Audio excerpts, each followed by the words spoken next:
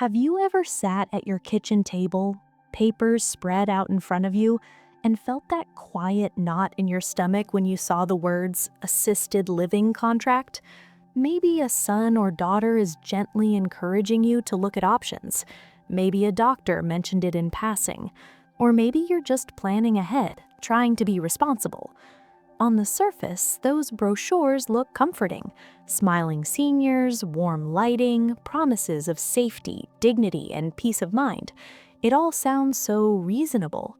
But here's the truth most people don't say out loud. Those contracts are not written for your comfort. They're written to protect the facility. And inside them are clauses that can quietly change your life if you don't understand what you're agreeing to. Today, I want to talk to you like a friend who's been around the block a few times, not to scare you, but to empower you. Because knowledge, especially at this stage of life, is a form of independence. Assisted living can be a wonderful option for many seniors, but only when you go in with your eyes wide open. There are 7 common clauses tucked into these contracts that many people skim past, trusting that it must be standard. That trust can be expensive, stressful, and sometimes heartbreaking. Let's start with something that sounds harmless enough, the promise of a base monthly rate. When you first hear it, it feels like relief, finally a number you can plan around. You might even think, okay, this is manageable, my pension and savings can cover this. What many contracts quietly include, though, is language that allows that base rate to increase at the facility's discretion. Not just once a year, not just with inflation, but whenever they determine your care needs have changed. Here's how it often plays out. You move in feeling relatively independent. Then a year later, maybe you start using a walker or you need a bit more help with bathing. Suddenly, your monthly bill jumps by hundreds, sometimes thousands of dollars. And when you question it, the answer is almost always the same. It's in the contract. The facility decides what level of care you need, and you agree in advance to pay for it, even if you don't fully agree with their assessment. That base rate you planned your future around, it was never as solid as it sounded. Now, let's talk about fees that don't show up in big, bold print. These are often called ancillary services or additional charges. The language is vague on purpose.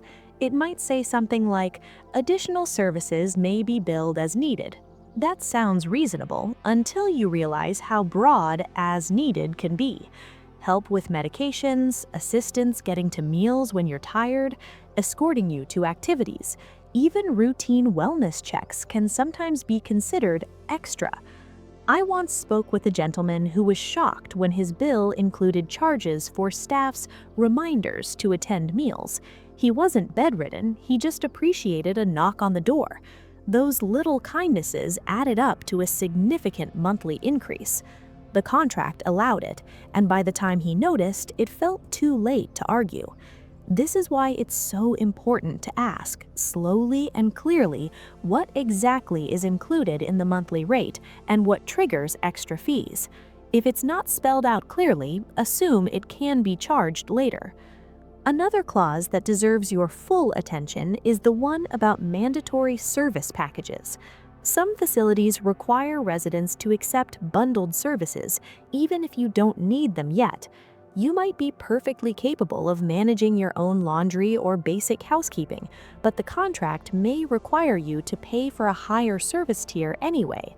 The reasoning they give is efficiency or consistency of care. The reality is that it locks you into paying for services you may never use. This can feel especially frustrating for seniors who have spent a lifetime being capable and self-sufficient. You're not asking for charity, you're asking for fairness, but the contract often doesn't allow you to opt out. Once you sign, your choice is gone, and your monthly expenses quietly rise. Then there's a clause many people don't think about at all until it becomes painfully relevant: the right of the facility to relocate you within the building. It may say they can move you for operational reasons, care needs, or safety concerns. That sounds logical, but what it really means is that the apartment you carefully chose, the one with the nice light or the view you loved, isn't guaranteed to be yours long term. For someone in their later years, a room isn't just a room, it's your sense of home, your routine, your anchor. Being told you have to move, sometimes with little notice, can be deeply unsettling. And again, the justification is simple and final. It's allowed under the agreement you signed. As you're listening to this, you might be thinking, this feels unfair, but what choice do people really have? And that's exactly why these clauses exist. They rely on the fact that most seniors are focused on the big picture of safety and care, not the fine print. But understanding this fine print doesn't mean you're being difficult, it means you're being wise. Right now, what matters most is slowing down, reading every page, asking uncomfortable questions, bringing in someone you trust to read it with you. Because once that pen hits the paper, these clauses stop being abstract ideas and start being rules that shape your daily life. And as we keep talking, there's more hidden in these contracts that you deserve to understand, especially when it comes to your rights, your money, and your ability to make choices about your own future. When people think about assisted living, they usually imagine it as a place you move into and stay for as long as you need, almost like a final chapter written in pencil, not ink. That's why the next clause I want to talk about feels so unsettling once you truly understand it. Buried in many contracts is language about involuntary discharge or eviction. Those words sound extreme, almost like something that would only happen in rare, dramatic situations. In reality, they're used far more often than most families expect. The clause usually says the facility has the right to ask you to leave if they determine they can no longer meet your needs, or if your condition changes in a way that requires a higher level of care. On paper, that sounds reasonable. No one expects a place to provide care it truly can't handle. The problem is who gets to decide what can't handle means. It's almost always the facility, not you, not your family, and sometimes not even your doctor. Imagine settling in, making friends, learning the rhythm of your days, only to be told that because you've declined a bit or because your care has become too complex, you'll need to move out within a short time frame. I've seen notices that give residents 30 days, sometimes even less. Finding a new place, packing up your life, and emotionally processing another move is hard at any age, but later in life, it can be overwhelming. This clause gives facilities flexibility, but it can leave seniors feeling disposable, like a contract problem instead of a human being. Closely connected to this is another clause many people overlook, the one about care assessments. Contracts often state that the facility will regularly assess your physical and cognitive abilities, and that their assessment is final. That might sound like a routine check-in, but it carries real power. These assessments can directly trigger higher fees, mandatory service packages, or even that discharge notice we just talked about. The tricky part is that these evaluations aren't always transparent. You may not be present when they're discussed, and you may not fully understand how conclusions were reached. If you disagree, the contract often limits your ability to challenge the decision. It can feel like the rules change without your consent, even though technically you agreed to them long ago with a signature you barely remember making. Now let's talk about a clause that affects your rights more than most people realize, even though it's often written in calm legal language: mandatory arbitration. Many assisted living contracts require that any disputes be handled through private arbitration instead of going to court. At first glance, arbitration sounds quicker and less stressful. Who wants a long legal battle, especially later in life? But here's what that clause really means. You give up your right to sue in a public court. You give up the right to a jury. Decisions are often final, with very limited options to appeal. Arbitration proceedings are private, which protects the facility from public scrutiny. If something goes seriously wrong, whether it's neglect, injury, or financial misconduct, your ability to seek justice is quietly narrowed before anything ever happens. This isn't about planning for the worst or assuming bad intentions. It's about understanding that the contract is designed to limit risk for the company, not necessarily to protect you. Knowing this ahead of time allows you and your family to ask questions, negotiate when possible, or at least make a fully informed decision. Let me pause here for just a second, because if this information feels eye-opening or even a little uncomfortable, that's a sign it matters. And if you find this kind of straight talk helpful, take a moment to like this video and subscribe to the channel. It helps more seniors and families see this information before they're sitting at that kitchen table with a contract in front of them feeling rushed or pressured. This channel is about staying informed, staying empowered, and staying in control as much as possible. Now, there's another clause that often slips by unnoticed, especially when emotions are running high during a move: limitations on refunds. Many assisted living communities require a large upfront payment, sometimes called a community fee or entrance fee. The contract may suggest it's partially refundable if you leave. What it doesn't always emphasize is how many conditions can erase that refund entirely. If you move out earlier than expected, if you pass away, or if the facility claims damages or unpaid fees, that refund can shrink quickly or disappear altogether. Families are often shocked to learn that thousands of dollars they assumed would come back simply won't. The timing, the paperwork, and the conditions are all controlled by the facility, and the contract language usually gives them wide latitude. This can create a painful situation where a senior needs to move for health or family reasons, but financial constraints make it harder because funds are tied up or lost. It's not just about money, it's about flexibility and peace of mind during already stressful transitions. Another subtle but powerful clause involves changes to the contract itself. Some agreements allow the facility to update policies, procedures, or even certain terms of the contract with notice, sometimes as little as 30 days.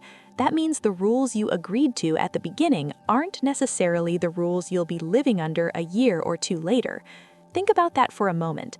Costs can change, services can shift, policies can tighten, and your only real choice may be to accept it or leave. For someone who moved in specifically to avoid uncertainty, that kind of open-ended change can feel unsettling. As all of this sinks in, it's natural to feel a mix of emotions, maybe frustration, maybe concern, maybe even a little anger.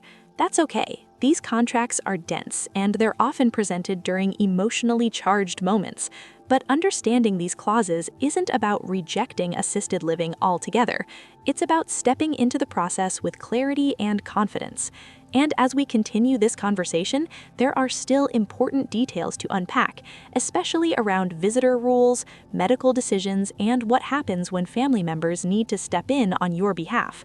All of it shapes how much control you truly keep over your life, even after you sign on the dotted line.